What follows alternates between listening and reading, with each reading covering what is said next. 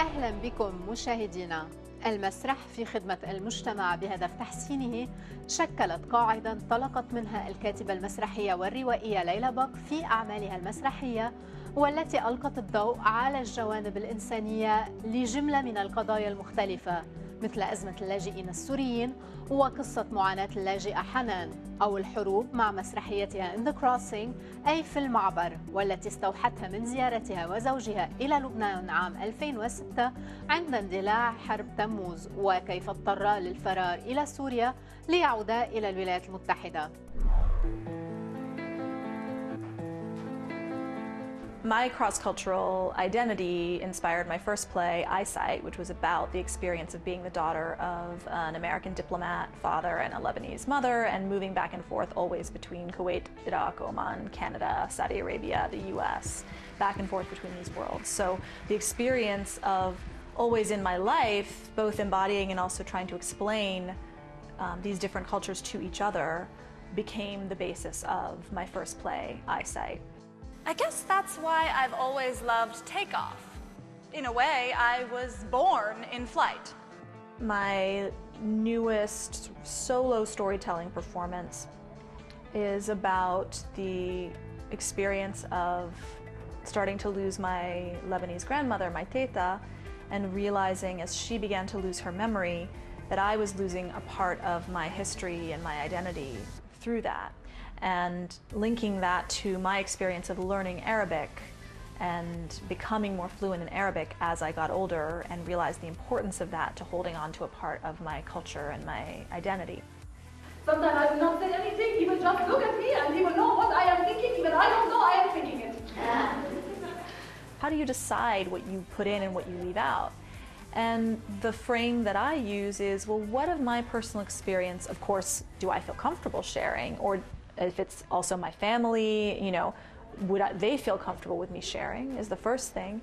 And then second, what of this is useful to someone else? What of this is not just me needing to tell a story, but a story that may resonate for someone, a story that may reach someone in a way that they can connect to, that may make them think about something they hadn't otherwise, that may allow them a way in, because it's personal, to connect to something they think they have no connection to. Show people everything is okay. It's incredibly important and super useful to the cultural landscape that she operates not just as an actress, but also as a creator of work. She very directly can bring an audience into an experience that they otherwise would not have, except through the lens of, if they're paying attention, perhaps the lens of news, which is useful, but it's not human.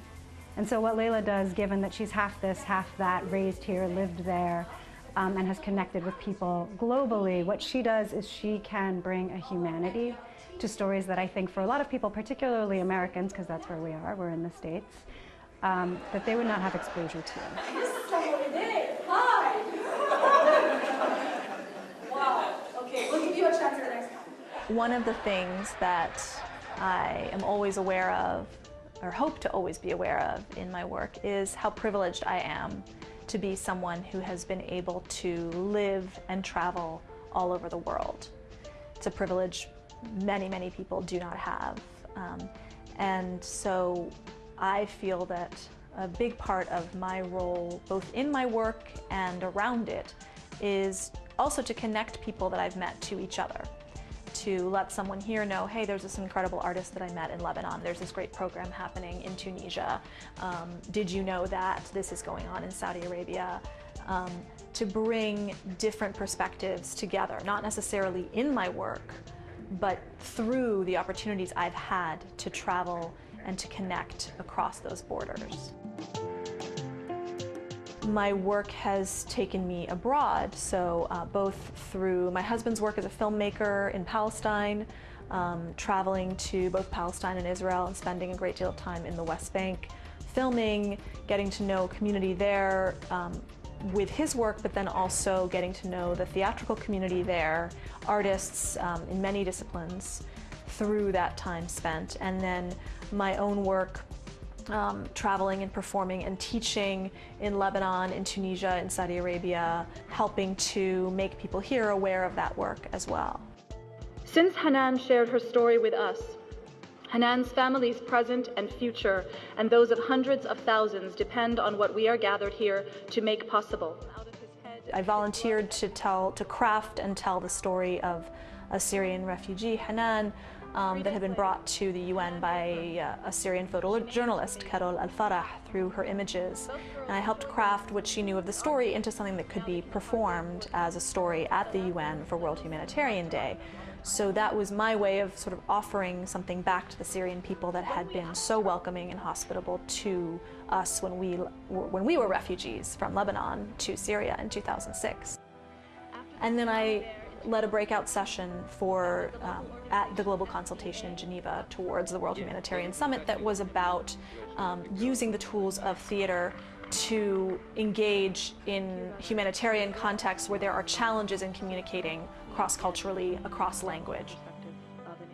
What Leyla does that is extremely unique is she exposes a deep sense of her personal self in her work, and she reaches out to the world and works with themes and issues that are also universal. So she's taking stories that are out there in the real world, and she's reaching deep down inside of herself, and she's combining these two things together on the page and certainly on the stage. The title of the piece, In Between, comes from a key theme in that journey, and for most of us, I think one we can relate to, which is feeling in between. Last year, I had the opportunity through a Doris Duke Foundation Building Bridges grant to work at Wesleyan University as an artist in residence, teaching a course on the representation of Muslims in the US, and then working with students of all backgrounds to talk about what it is to talk about Islam on campus or being Muslim on campus in this current climate in the US. And from there, we created a sharing, a sort of performance dialogue. These were not theater students, it wasn't a theater class, it wasn't about that, it wasn't about creating a performance, it was about creating an opportunity and a space, both in the process and in the product, for engaging about issues that are hard for us to talk about. And one of the things that stood out in that was the need to allow themselves and ourselves to be vulnerable, to be honest, to be real. So she is an advocate in many ways. She's an advocate for the Middle East. She's an advocate for intergenerational understanding. She's an advocate for cross-cultural understanding. Leyla, through her work, is not just an advocate, because there's something about that that implies somebody at a podium. She actually galvanizes people. I come from a long line of very strong Arab women. I have many strong Muslim women in my family and Christian Arab women. And I am often the voice that says, yes, of course, there is oppression in every culture of women, sadly, in this world, including right here. I could throw a stone and there is a home probably less than a block from me where domestic violence is happening and we don't know it, right here. And sometimes we assume, or where a woman down the street is not being paid as much as the man working next to her doing the same job. So when we talk about giving women voices, releasing women, we have to remember that that's something we're doing all over the world. It's not unique to the Arab world, it's not unique to the Muslim world, it's everywhere. So I always remind people when we have these questions and conversations about giving voice to Arab women, freeing Arab women, that there are women all over the world who are incredibly empowered and women all over the world who are oppressed.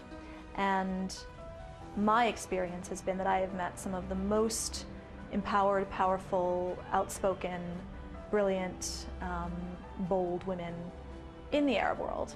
So I don't feel that I am giving voice to women who are voiceless and sort of the way that that gets framed usually. I'm just giving voice to myself as a woman and my experience, some of the women in my family, some of the women that I've met. And my preference is always, if I can in any way work with anyone, man or woman, I do this in my teaching, to help them find ways of expressing what it is they want to say in the world. That's my work as an educator, that's my work as an artist. How can feminist spaces be more inclusive of religious women, especially Muslim women? Muslim women in my life from the Middle East have had a lot of agency and have been able to choose very different life paths while still feeling very, very faithful to their religion. I think every voice makes a difference in its own way. I really believe strongly that if you influence one person's way of looking at the world, if you open one heart or mind, that can have a profound effect on the way that people see themselves, each other, and the world around them. And that's the goal of all of my work, is how do you, that's the goal of all of my work. How do you help people look at themselves, notice the way they may be looking at another person or another culture, and from there perhaps engage in a dialogue and an understanding that they might not have otherwise, through story and through heart-centered communication.